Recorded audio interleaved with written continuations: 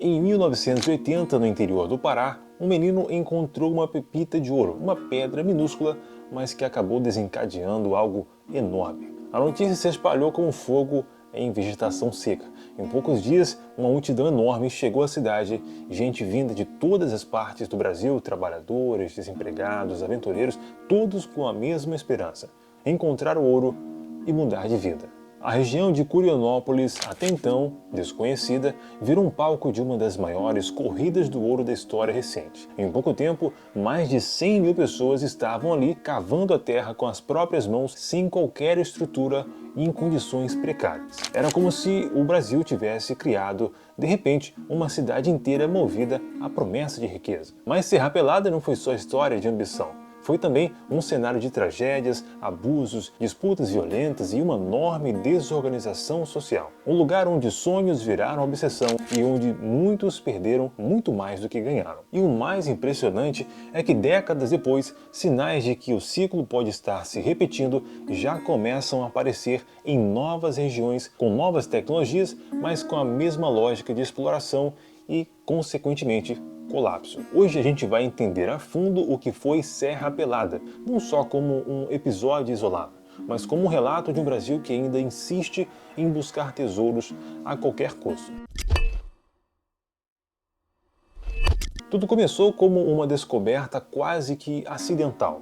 Um garoto encontra uma pepita de ouro e essa informação acaba se espalhando. Em pouco tempo, milhares de pessoas invadem essa região, gente que largou a casa, emprego, família para tentar a sorte. A promessa era simples: quem chegasse primeiro talvez saísse de lá rico. Só que ninguém estava preparado para o que Serra Pelada se tornaria. Não havia estrada, não havia hospital, nem sequer saneamento básico. Em poucos meses, a floresta deu lugar a uma multidão desorganizada, escavando buracos com pás, enxadas e, no pior das hipóteses, às vezes com as próprias mãos. Era uma mistura de improviso e desespero. Os buracos cavados chegavam a dezenas de metros de profundidade.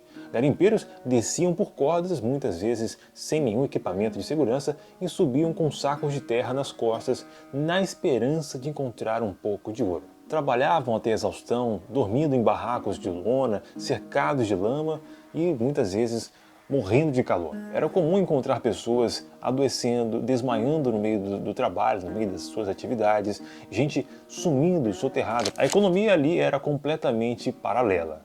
Um prato de comida podia custar uma fortuna. O ouro era vendido na hora e em mercados improvisados, muitas vezes sem nota, sem controle, sem impostos. Começou a surgir um sistema informal de poder, um sistema paralelo. Donos de bombas e máquinas, eles dominavam parte da montanha, eles acabavam impondo regras próprias, cobravam pedágio pelo uso do espaço e quem não aceitava poderia acabar sendo expulso do lugar ou até mesmo acontecendo coisa pior. Isso acontece hoje com a gente. Quando o Estado se afasta, o crime organizado, ele acaba encontrando essa lacuna, acaba criando o seu método de aplicabilidade de leis e regras, impondo normas sociais, econômicas e criando suas próprias políticas de convivência. Em Serra Pelada, com o tempo surgiram prostíbulos, bares, igrejas e até uma rádio clandestina. Consequentemente, as brigas por terras viravam disputas armadas. Os assaltos dentro do próprio garimpo era comum, era corriqueiro. Havia denúncias de mortes encomendadas, desaparecimentos sem investigações e com isso tudo o exército acabou sendo chamado para intervir, mas quando chegou a situação já estava absolutamente fora de controle. Em 1983, o governo federal militarizou Serra Pelada com a ideia de organizar o garimpo. O exército controlava estradas, fiscalizava a venda de ouro e estabelecia regras. Só que muita gente via isso como uma outra forma de dominação. Quem dominava o ouro também dominava o povo. E mesmo com o controle militar, a tensão ainda continuava e os conflitos também. Com o tempo, o ouro foi acabando, as grandes pepitas já tinham sido levadas e o que restava era pouco, caro e também perigoso de extrair.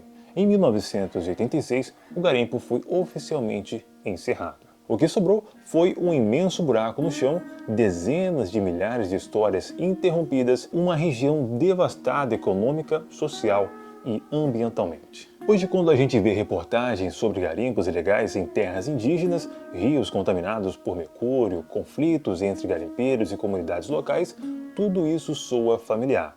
É como se Serra Pelada tivesse virado um roteiro e o Brasil insistisse em repetir o mesmo filme de novo e de novo. Se você quiser sentir a emoção dessa história numa linguagem adaptada para o cinema, vale a pena assistir o filme Serra Pelada com Wagner Moura e Juliano Casarré. Ele não conta de absolutamente tudo, mas captura bem o clima da época e a tensão, o medo, a ambição. É quase como se fosse um aviso disfarçado de obra artística. Mas em suma, em resumo, a pergunta que fica: será que a gente aprendeu alguma coisa com a lição, com a história de Serra Pelada? Eu sei que às vezes é fácil para a gente falar daqui sem saber o contexto completo de quem vivia lá. Mas o fato é que o ser humano sempre acabou se deixando levar na história da humanidade pela sensação de poder e resolução rápida dos problemas. Se a gente pegar a história para analisar, esses problemas eles são recorrentes. Só que às vezes as mesmas histórias são contadas em contextos e de modos diferentes. Mas o que está por trás sempre vai ser a ambição e a ganância. Hoje isso acontece com as bets, com as casas de apostas e com tantas outras coisas que prometem resultados rápidos sem trabalho. Isso obviamente reflete um pouco da minha opinião, um pouco da minha linguagem e um pouco do meu ponto de vista. E eu gostaria de saber o seu ponto de vista sobre esse assunto. Deixe aqui embaixo nos comentários, também deixe o seu like e caso se interesse por esse tipo de conteúdo, detalhes notáveis da nossa história, se inscreva aqui em nosso canal para acompanhar os próximos vídeos. Meu nome é Nathan, esse é o canal Detalhes Notáveis, nos vemos no próximo vídeo.